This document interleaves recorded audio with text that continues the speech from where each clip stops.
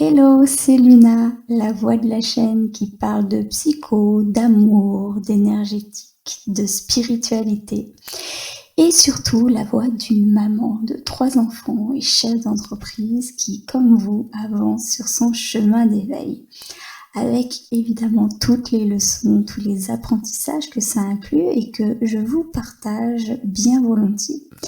J'en profite pour te rappeler que si tu as une demande, un blocage ou quoi que ce soit que tu veux partager avec moi ou la communauté, il y a le mail, le lien du groupe Facebook ainsi que les commentaires d'ouvert sous la vidéo que tu peux partager si tu la trouves utile car ça peut aussi servir aux autres. Donc sur ces belles paroles, je te souhaite un très très bon visionnage.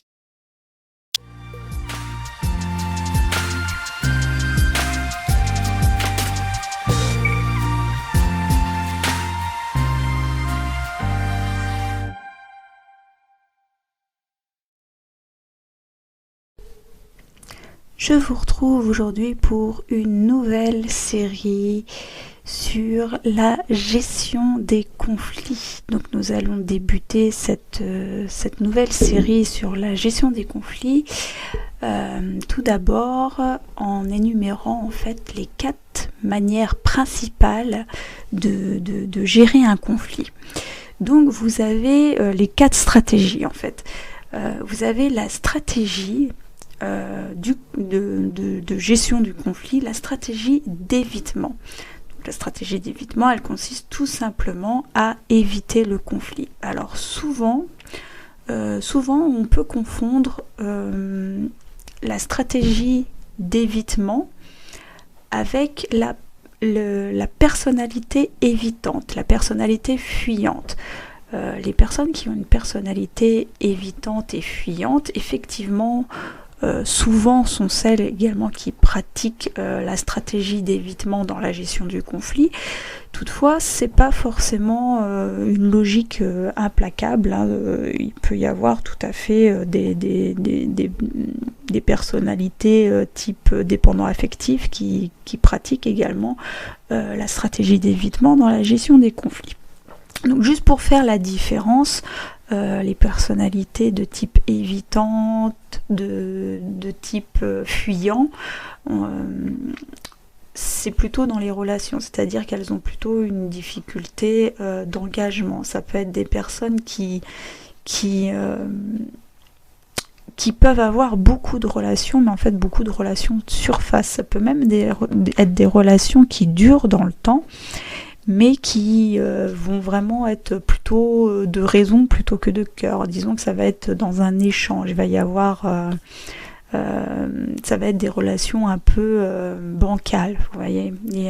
Disons qu'il y a un intérêt dans ces relations, ça va pas être vraiment des relations profondes, très, très chargées émotionnellement, parce que les personnes de type évitante ont du mal justement à aller dans leur introspection, à aller dans leur émotionnel. Elles ont du mal vraiment à s'engager émotionnellement. Donc ça, c'est les personnalités de type évitant, de type fuyant. Et donc effectivement, souvent, elles ont cette gestion du conflit par l'évitement. Mais comme je vous l'ai dit, c'est pas forcément une logique implacable. Il peut y avoir, je vous dis, des dépendants affectifs, voilà, et d'autres types de personnalités qui peuvent avoir cette stratégie d'évitement dans la gestion du conflit. Donc la stratégie d'évitement dans la gestion du conflit, comme son nom l'indique, en fait consiste tout simplement à éviter à tout prix le conflit. Donc ça peut être aussi en s'auto-sabotant, en se rabaissant soi-même pour justement éviter le conflit. Alors soit on va éviter la personne, soit justement on va se rabaisser et on va se rallier à l'avis de l'autre, à la décision de l'autre, parce qu'on n'ose pas s'imposer. Donc ça, c'est vraiment une des stratégies qui dénote souvent pas un manque de personnalité, mais souvent un manque de confiance en soi, tout simplement. Donc ça, c'est la première stratégie de gestion du conflit, donc la stratégie d'évitement. Donc ensuite, la deuxième stratégie de gestion du conflit se fait par la manipulation. Alors vous avez plusieurs types de manipulation, pareil, et plusieurs types de personnalités. Mais on ne va pas rentrer dans les personnalités, on va vraiment rester sur la gestion du conflit par la manipulation. Donc ça peut être tout simplement soit en se victimisant, soit en se faisant passer pour un sauveur. En tout cas, on va essayer par un biais détourné d'amener l'autre à faire ce qu'on a envie qu'il fasse. Voilà, c'est une stratégie de contrôle, de prise de contrôle sur l'autre. Alors ça peut être conscient ou inconscient. D'ailleurs, souvent quand on est dans la victimisation, souvent c'est inconscient, c'est parce qu'on a des blessures tout simplement, et on n'arrive pas à être dans la finalité, en fait, dans le fait de vouloir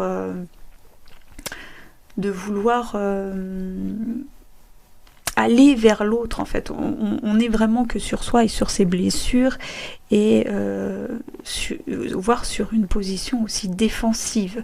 Voilà, c'est souvent le conflit par la manipulation, souvent il y a de la victimisation derrière, inconsciente.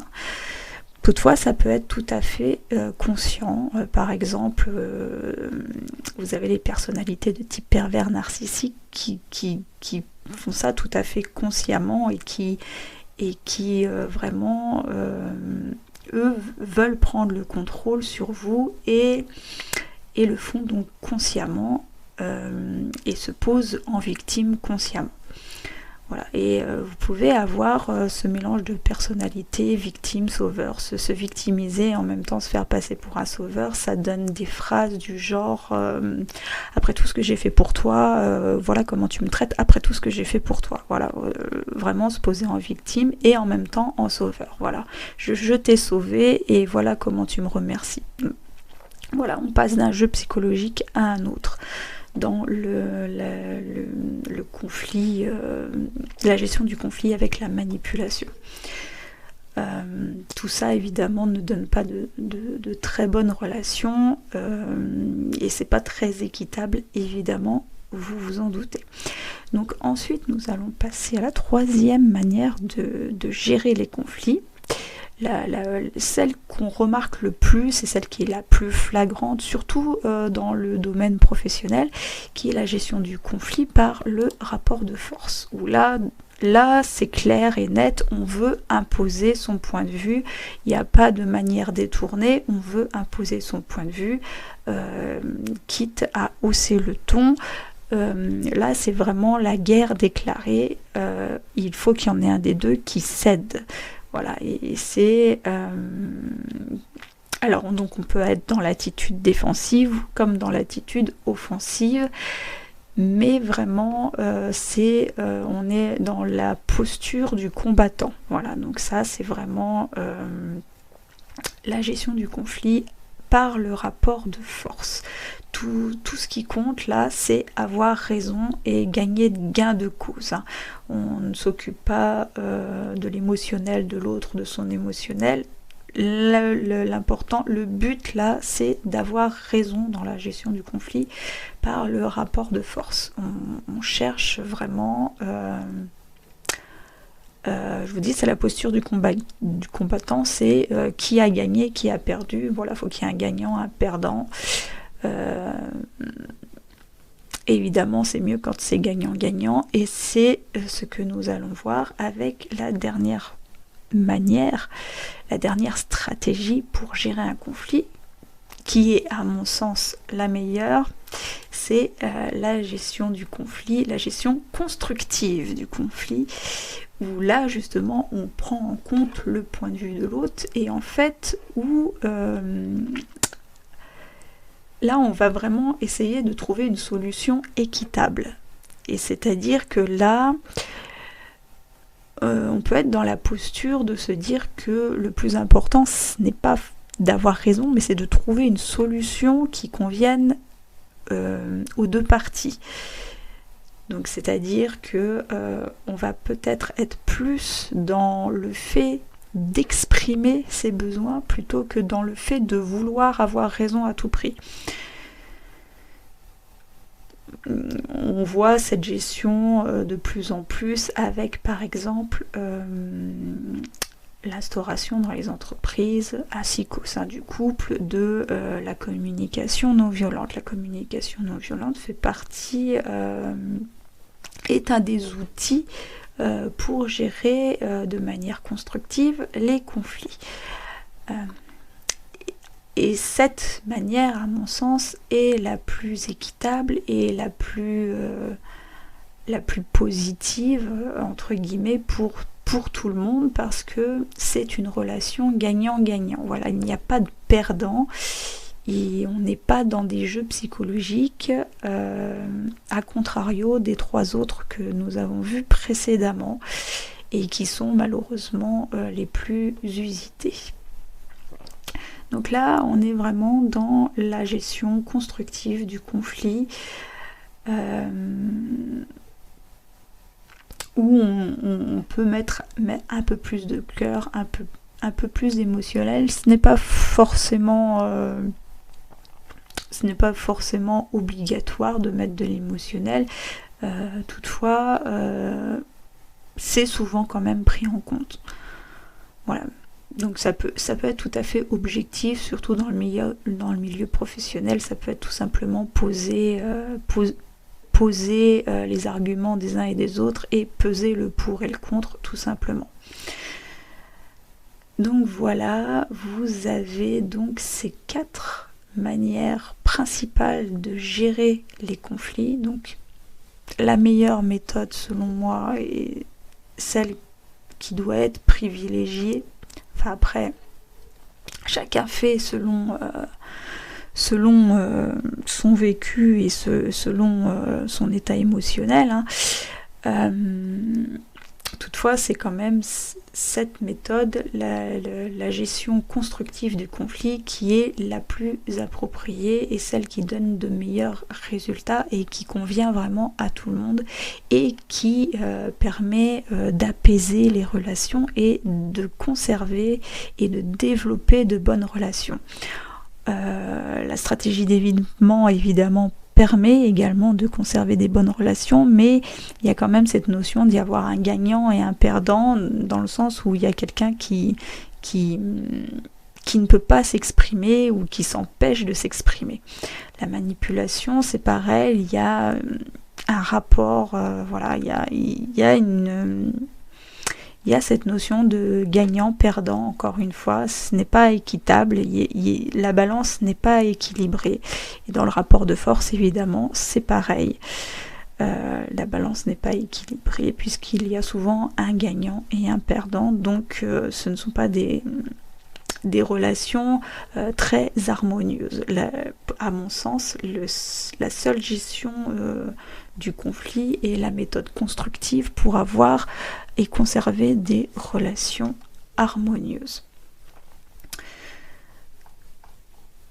Voilà, j'ai terminé avec cette première partie. Dans les autres parties, nous verrons comment les autres stratégies qui peuvent se mettre en place et comment justement on arrive à régler ces conflits de manière constructive.